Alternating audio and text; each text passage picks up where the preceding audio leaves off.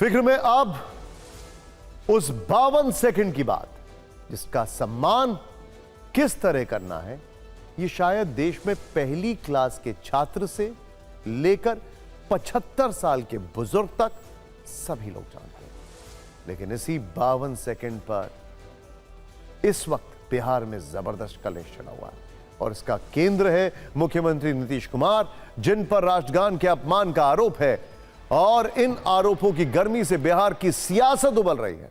सबसे पहले हम आपको नीतीश कुमार के 2 वीडियोस दिखाते हैं, जिससे आपको पता चल जाएगा आखिर कलेश छिड़ा किस बात पर है। यह वीडियो पटना के पाटलिपुत्र खेल परिसर का है, जहां बिहार के सीएम एक खेल प्रतियोगिता का उद्घाटन करने पहुंचे थे, लेकिन आरोप है कि यहां उन्होंने एक नहीं बल्कि 2 बार राष्ट्रगान का अपमान किया। पहला वीडियो तब का है जब राष्ट्रगान शुरू हो चुका था, लेकिन नीतीश कुमार 52 सेकंड भी खुद को रोक नहीं सके और उन्होंने पास खड़े प्रधान सचिव दीपक कुमार से बात करनी शुरू कर दी और दीपक कुमार ने असहज होकर उनका ध्यान राष्ट्रगान पर दिलाया। तो इसके बाद भी नीतीश सामने खड़े पत्रकारों से हाय हेलो और नमस्ते करने लगे और यह सब कुछ तब हो रहा था जब राष्ट्रगान चल रहा था।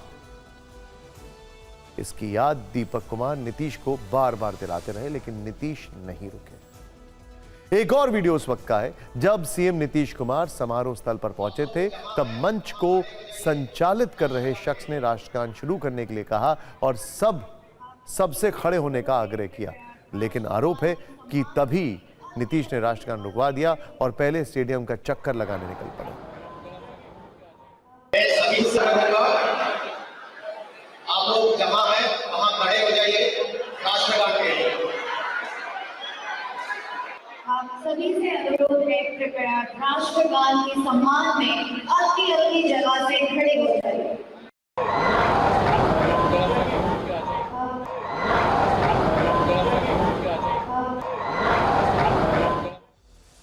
नीतीश कुमार ने जो गुरुवार को किया, उसके साइड इफेक्ट शुक्रवार को बिहार विधानसभा में देखे, जहां आरजेडी ने पहले बाहर पोस्टर लेकर नीतीश के खिलाफ प्रदर्शन किया और फिर अंदर भी जोरदार कलेश हुआ। आरजेडी का कहना है कि सीएम नीतीश कुमार पूरी तरह स्वस्थ नहीं है, इसीलिए उन्हें किसी संवैधानिक पद पर नहीं रहना चाहिए।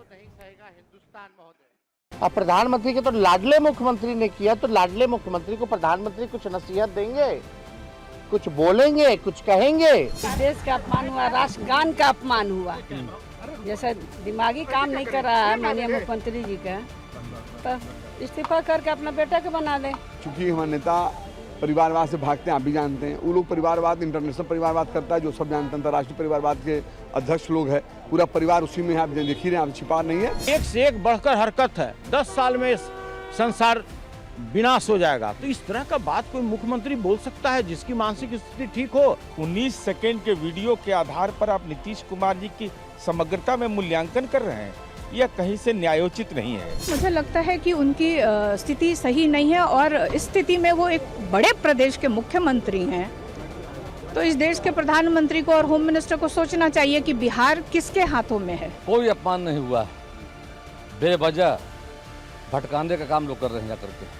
सच्चाई कुछ और है। नीतीश कुमार पूरी तरह स्वस्थ। जिस व्यक्ति को राष्ट्रगान और राष्ट्रगीत का अंतर पता नहीं है, वह व्यक्ति को किसी भी प्रकार की टिप्पणी करने का नीतीश कुमार विकास पुरुष पर कोई अधिकार नहीं। जब इंटेंशन बिल्कुल सही है और भूल भी है और अस्वस्थता और उम्र दोनों नीतीश कुमार जी का दिखता है, ये क्षमाजोग भी है और इस पर राजनीति पॉलिटिकलाइज नहीं किया जा सकता।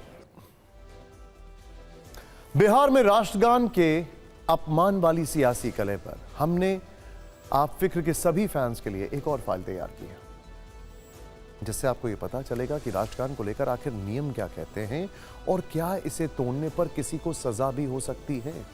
जरा ध्यान से देखिए, यह आपके लिए बहुत जरूरी है समझना। अगर पता हो तो रिकॉल कर लेते हैं।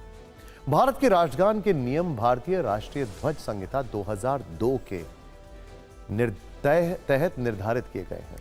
संविधान के अनुच्छेद 51A के अनुसार राष्ट्रगान का सम्मान करना देश के प्रत्येक नागरिक के लिए अनिवार्य है, कंपलसरी।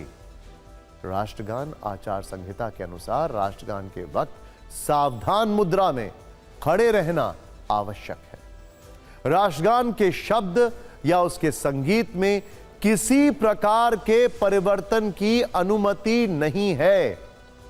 राष्ट्रीय गौरव के अपमान की रोकथाम अधिनियम 1971 के तहत राष्ट्रगान का अपमान करने और नियमों को तोड़ने पर कठोर सजा का प्रावधान है और यह सजा 3 वर्ष तक की कैद या जुर्माना या फिर दोनों संभव है। इसीलिए आरजेडी यह मांग कर रही है कि नीतीश कुमार को 3 साल की सजा।